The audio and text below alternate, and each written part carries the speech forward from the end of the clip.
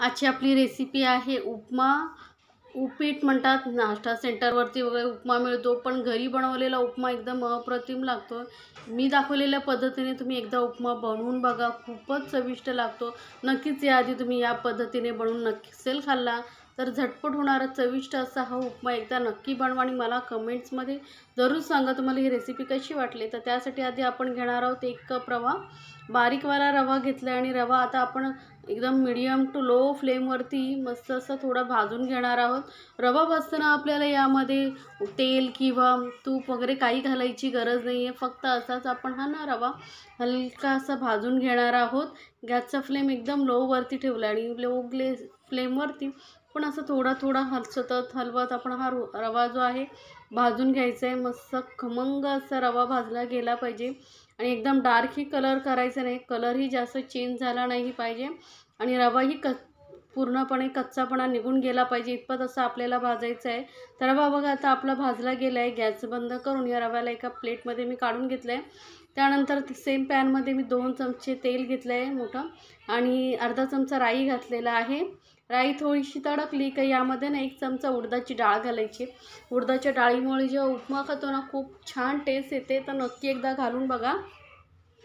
आणि उडदाची डाळ ही मस्त अशी थोडीशी लालसर होईपर्यंत आपण परतून घेणार आहोत. सोबतच आता ना आपण अर्धा चमचा जिरं घातलेलं आहे. आता राई, जिरं आणि उडदाची डाळ असं थोडा वेळ आपण तेलावरती परतून घ्यायचं आहे. तर बघा डाळ आपली अशी लालसर झाली इतपत परतून घ्यायची आणि त्यानंतर आपण यामध्ये घालणार आहोत 2 हिरव्या मिरच्या. आता तिखट किती हवं आहे तुम्हाला त्यानुसार तुम्ही मिरचीचं प्रमाण ठरवा. सोबतच थोडीशी कढीपत्त्याची पानं घालायची आहेत आणि एकदम बारीक चिरलेला कांदा घालायचा आहे. कांदा उपम्यामध्ये एकदम बारीक कापून घालायचा म्हणजे रव्यामध्ये व्यवस्थित तो मिक्स होतो आणि कांद्याचा फ्लेवर छान येतो. म्हणून शक्य होईल तेवढा एकदम कांदा बारीक कापून घालायचा. आता कांदाही आपण थोडा परतून घ्यायचा आहे.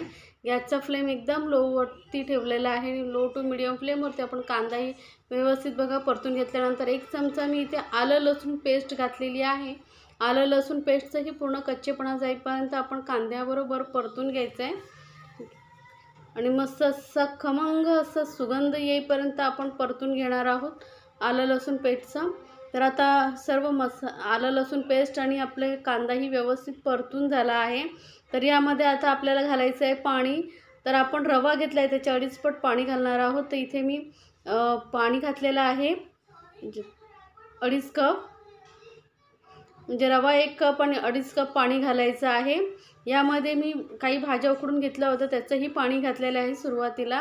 तर इथे बघा मी मटार आणि गाजर उकडून घेतलेलं आहे आणि त्याचंही पाणी आपण यामध्ये घातलेलं आहे.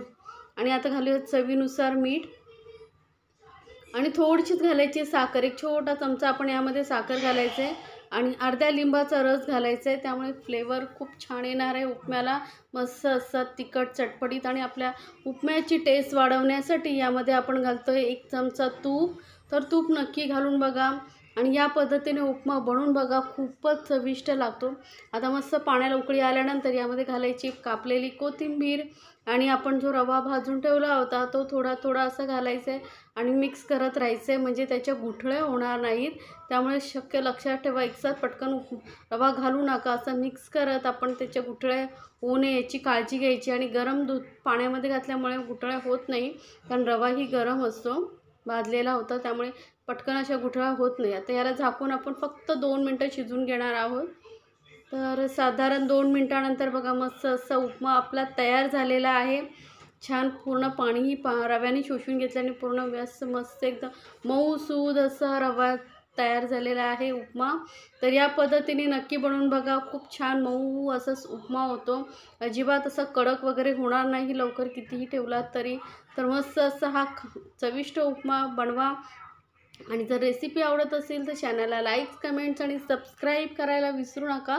सोबतच बेल आयकॉनवरती क्लिक करा म्हणजे माझ्या नवीन रेसिपीची नोटिफिकेशन लगेचच तुमच्यापर्यंत पोहोचेल. तर हा गरमागरम उपमा खाण्यासाठी तयार आहे. जर आवडत असेल तर वरून तुम्ही बारीक शेव घातली तरी छान लागते. तर मस्त असा खमंग आणि चविष्ट असा चटकदार आंबट तिखट गोड असा फ्लेवर येणारा उपमा तर नक्की बनवा आणि मला कमेंट्समध्ये जरूर सांगा तुम्हाला ही रेसिपी कशी वाटली.